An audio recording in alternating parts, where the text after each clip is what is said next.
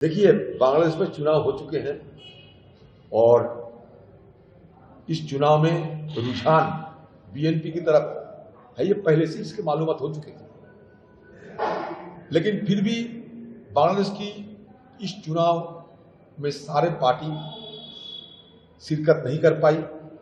ये भी इस चुनाव के समय शिकायत है।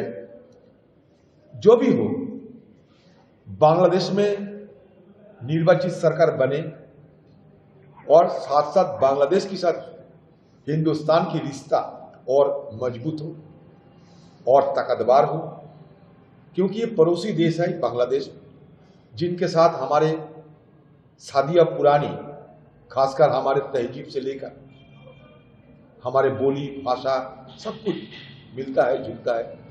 और पड़ोसी देश के साथ हमारे संपर्क बेहतर रखना चाहिए, सौहार्दपूर्ण रखना चाहिए। और इसके लिए सरकार जो भी बनाए, खासकर मुझे तो लगता है बीएनपी की सरकार बनने जा रहे हैं और खालिदा जिया की बेटे खुद प्रधानमंत्री बनने जा रहे हैं। हम चाहते हैं कि दोनों देशों के बीच जो संपर्क वो मधुर संपर्क हो, उसमें दोस्ती हो, स्थिरता रहे। और एक चीज जरूर हम कहना चाहते हैं कि इस माहौल में बांग्लादेश की जो अल्पसंख्यक हिंदू, इन पे कोई हिंसा जुलूम ना हो।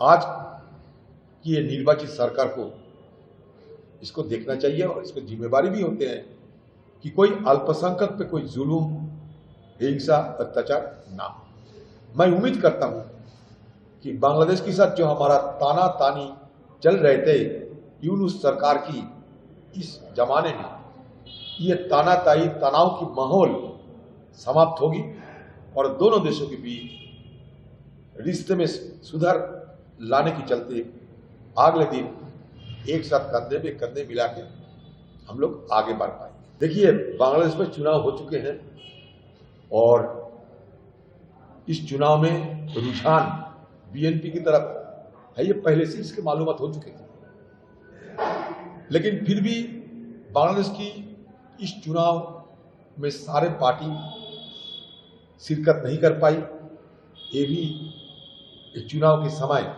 शिकायत है।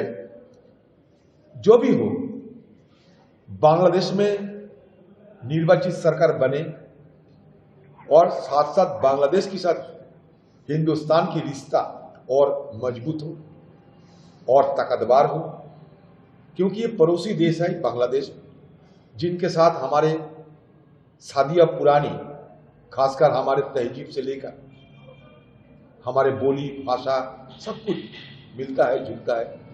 और पड़ोसी देश के साथ हमारे संपर्क बेहतर रखना चाहिए, सौहार्दपूर्ण रखना चाहिए। और इसके लिए सरकार जो भी बनाए, खासकर मुझे तो लगता है बीएनपी की सरकार बनने जा रहे हैं और खालिदा जिया की बेटे खुद प्रधानमंत्री बनने जा रहे हैं। हम चाहते हैं कि दोनों देशों के बीच जो संपर्क वो मधुर संपर्क हो, उसमें दोस्ती हो, स्थिरता रहे। और एक चीज जरूर हम कहना चाहते हैं कि इस माहौल में बांग्लादेश की जो अल्पसंख्यक हिंदू, इन पे कोई हिंसा जुलूम ना हो।